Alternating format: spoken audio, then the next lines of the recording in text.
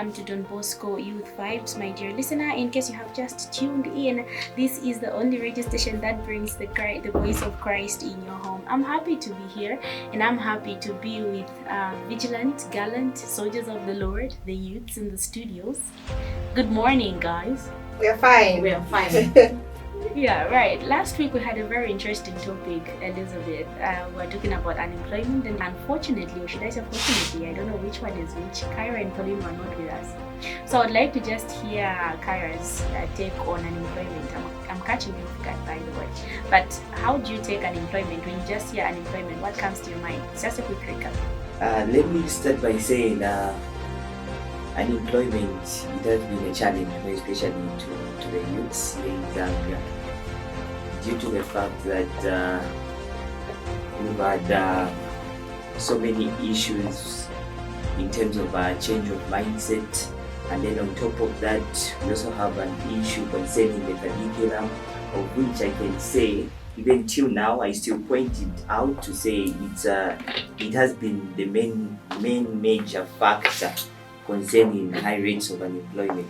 Yeah, if we were to come to a drawing board and then try to discuss on the curriculum and make it in a way that it shall build, promote a cadre that will become a self-dependent and not relying on the government for employment, I think that would be the best way to overcome the high rates of unemployment. Again, it also has to do with the change of mindset. I think this is a known issue that we've been having, more especially as youths. Yeah, we don't get to understand things, and I think this has been affecting us a lot. And if we were to have all these narratives, these perceptions, and always thinking about building a better Zambia, building a Zambia that will have youths that are responsible, even capable of giving out employment to others, I think there will be well and good. Yeah. All right. I'm very much in love with the elaboration that Kyra has just given, and I'm sure that exhausts what you had for us last week. Anyway, dear listener, for those of you who missed last week's episode, you do please catch up with us on YouTube. We are Don Bosco Youth Network. Please find our YouTube channel. Don't forget to subscribe and hit the like button, please. Now, today's topic is something that we all know of, something that we've heard of. It is quite related, or somewhere they meet at a certain point with unemployment, because this may also come about when somebody is unemployed. Someone may push you to doing certain things that you don't even want to do. Now, I very well know that the vibes we have in the studio have so much data, and they know too. So the topic under discussion today is peer pressure. It is something that would totally either build a person or destroy you to the fullest, such that you even regret having done what you did. How would you define peer pressure in your own words? Peer pressure is, in your own words, could be the process by which a peer group influences one another to engage themselves in an act, or rather an activity that one never wanted to be involved in, because they don't want to lose the friendship, or maybe they don't want to be left out at that particular moment or that particular situation. It could be direct or indirect, in that there's some pressure that one can put, for example, in terms of education. Maybe friends are telling you to say you need to study hard for you to get good marks, and you see that your friends are also doing that, and they're on that point where they're acquiring good grades. So you also want to get good grades. You have that pressure of studying very hard for you to reach the height. And that, I would say, that could be a positive pressure. And then in terms of the negative part, you'll find that you don't engage yourself into beer drinking, or because you you don't want to lose the friendship that you have with the particular peers. You also involve yourself in it. You start getting drunk at whatnot because you don't know yourself. So it could be a very great impact on youths, such that you tend to lose yourself because you're being forced to do something that you never even intended to do. Your explanation, Elizabeth, is quite concise but very precise. You know, you've told us what peer pressure is, and you've also given us the two types of peer pressure, right? But I would still like to hear it from Pauline in your own words. Obviously, she has alluded the fact that there's peer pressure that can either be positive or can be negative. How do you distinguish the two, Pauline? Okay, so when talking about peer pressure, most of the time, what comes in people's mind is actually negative peer pressure. However, we also have what is known as positive peer pressure, like Elizabeth has said.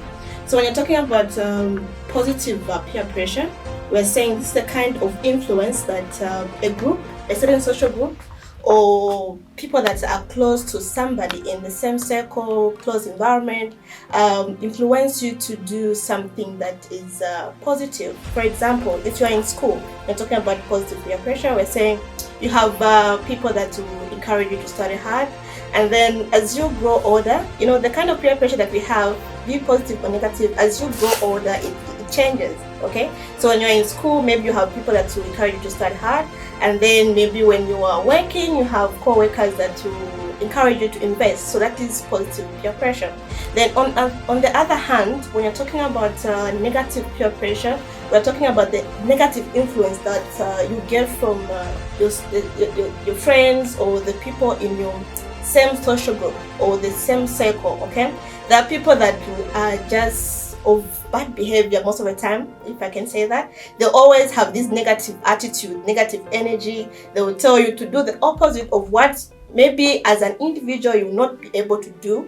So you have these people that will tell, no, you can do this, okay? Especially maybe if you are in school, maybe someone will say, no, you can use leakages. If you are maybe working, you're an accountant, they'll say, no, you can play around with numbers, just do some monies. And then maybe when you're age, for example, most ladies nowadays, they say, no, a lady is supposed to get married at 25. So you have this negative peer pressure, no, you need to get married at 25, or you need to have a child before the age of 26. So you have these different forces coming in. So basically speaking, there are two types of peer pressure. There is positive peer pressure as well as negative peer pressure. Thank you. Now, Pauline, your elaboration is very interesting, and you have said that sometimes you can get the peer pressure from your friends and sometimes it can be from your co-workers. So in your own observation, who do you think is mostly affected? I think we are all affected by this. Like I said, as you grow older, the pressure changes, okay? When you're a teenager, the kind of peer pressure you're going to have is different from when you're an adult. So we don't really have a specific age group which can say, okay, the peer pressure is mainly with the teenagers or this age. I think it affects everyone, so long you have people around you, you see things. Because sometimes peer pressure is not just about your close friends. It's about sometimes what you see on the media. It's about what you see about the people of your same age group. So you have all these influences that are coming in. So to have a specific age group, I think won't be right. So I think peer pressure it applies to each and every person. Now, Kyra, you're the only gentleman in the studio today. So we want to hear the masculine voice. You know, we have heard of peer pressure, you know, from different non-government organizations, from different platforms, radio, TV, and I sometimes get to wonder if it has been given enough coverage or if people have talked about it in the manner that they're supposed to stress. Now, in your quest to answer that question, I would also like to hear from you if maybe we tackle the matter properly. Let me start by saying, I think organizations, so far so good, yeah.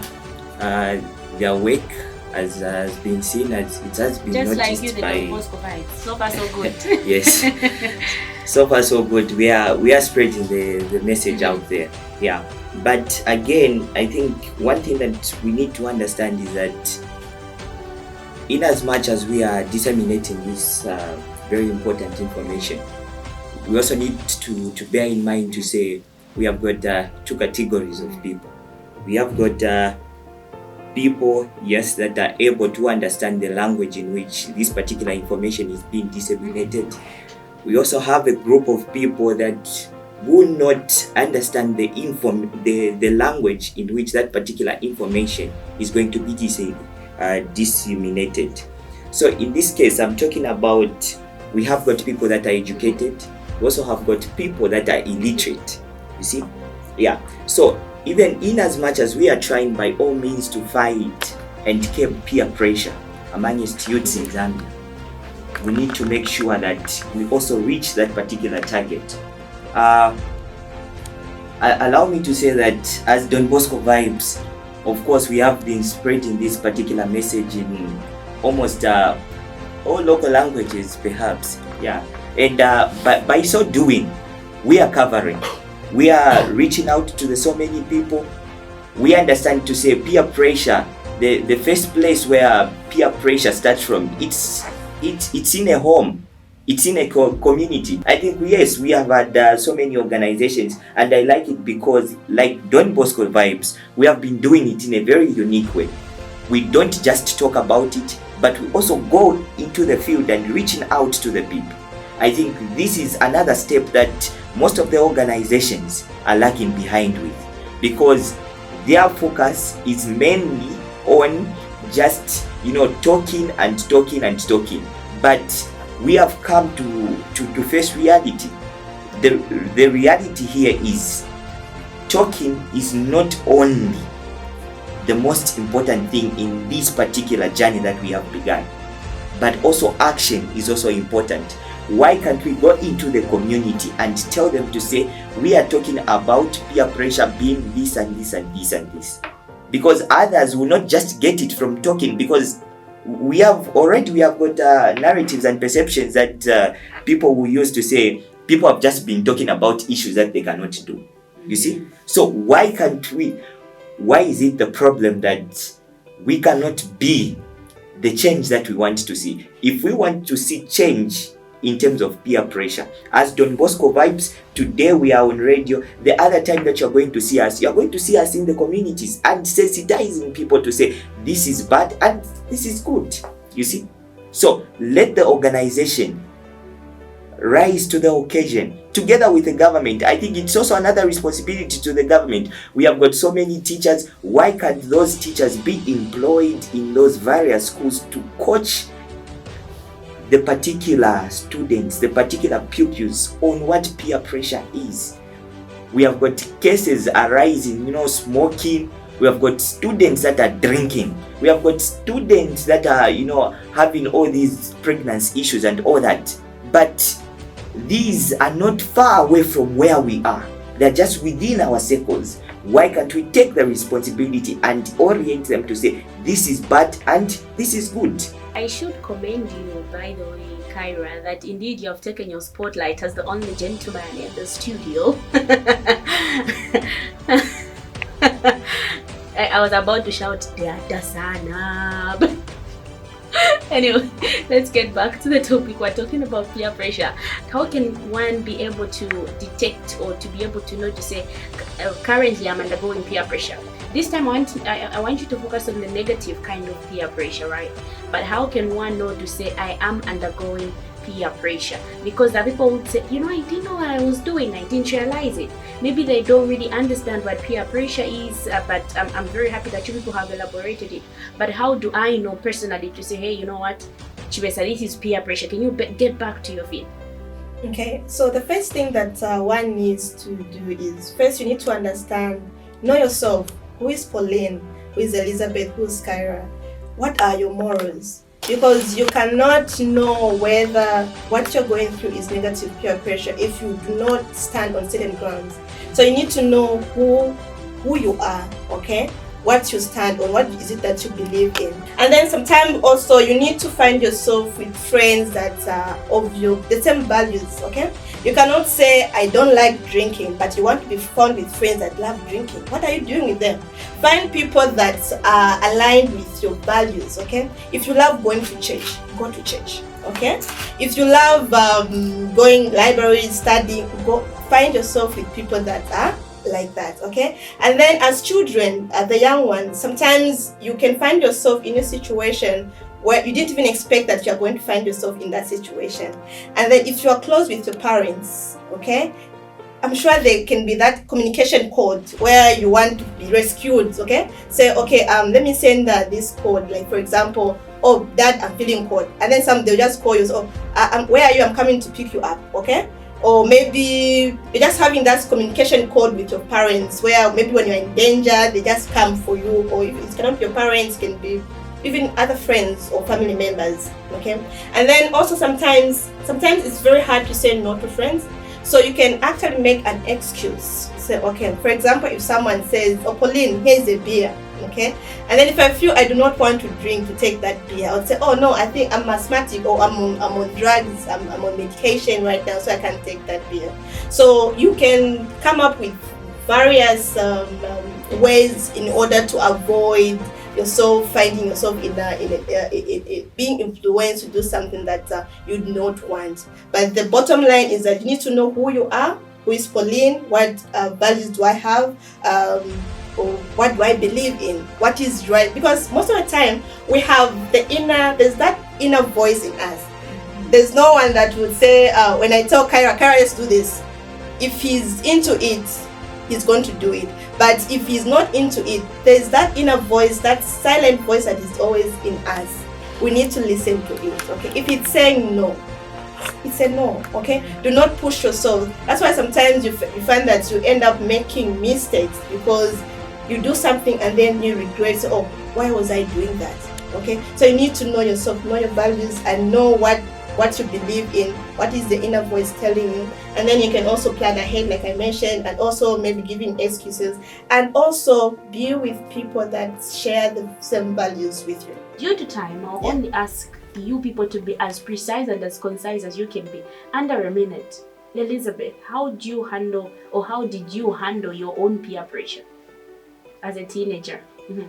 I handled it positively because I never hate anyone, but I just stood on my ground saying, this is not me. I have to be myself because no one can push me to do something that I don't want to.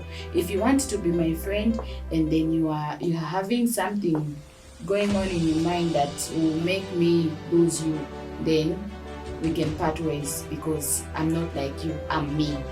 And I don't want to copy to be you because I want to remain me.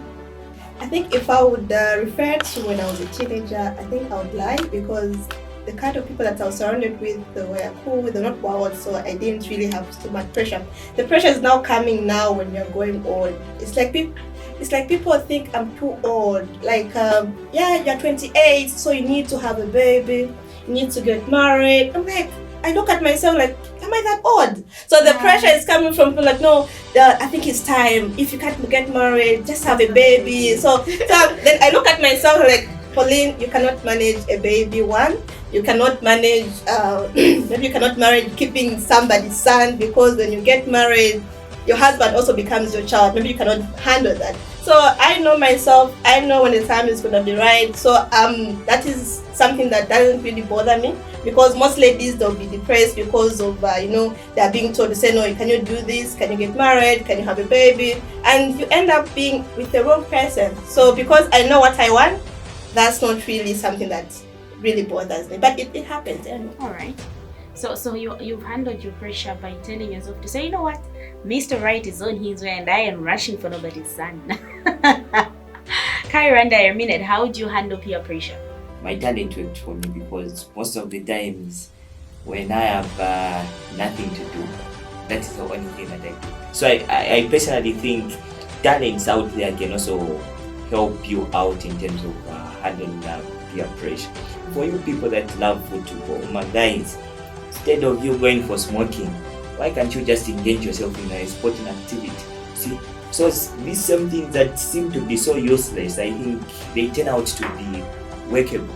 We've got musicians and all that. Yes, instead you are a hook club, why can't you just start writing up your own music and be the next big thing that we have been seeing all this while? Yeah. So I think a talent, a skill made it for me. You find other people, they will tell you to say, yes, I was in grade 7, but I was doing even welding and all that. So meaning, as soon as that particular individual is done with the classes, probably he was going for welding and all that, and that thing used to keep them busy and all that. So skills, talents, they are there to keep you as busy as possible and constructive at the end of the day. Right. So you only have 2 minutes before we finally conclude. And when somebody is faced with peer pressure, they may not even know who to approach or who to talk to about it. This sometimes may be because of the people they stay with, or maybe their elder siblings.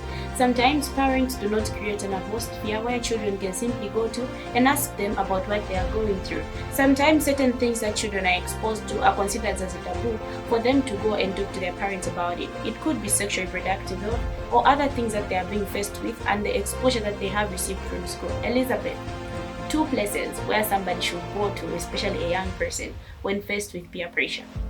At home is where they know you than any other place. Not even at school that they would know you, but at home and at church. Because if you're involved in some activities at church as a child, they will tend to know to say this person is low right now. This is the most active child that we know here, but what's going on? You know, they'll be able to identify, and you yourself being that open person, you will go and just ask him, maybe your catechetical teacher or maybe your group leader, to say, this is what I'm going through, how can I overcome this? Or even at home, your older brother, your older sister, your mom, your grandmother, your cousins, you know. That ends today's show with the solutions that we have received from Elizabeth, telling us the different places that we should visit once faced with peer pressure. In the studios today was Pauline, I wanted to say Kyra, was Pauline, Kyra, and Elizabeth. I'm your presenter, Chivesa Cecilia Mungluwe. So our quote for today is pray, play, and read. Mwamfwa, kupepa, ukuangala, no kuverenga. Thank you very much for tuning in to your Sunny Radio. Till next week, same time, same place. Continue following us on YouTube. We love you. There is great love for you here. Good morning.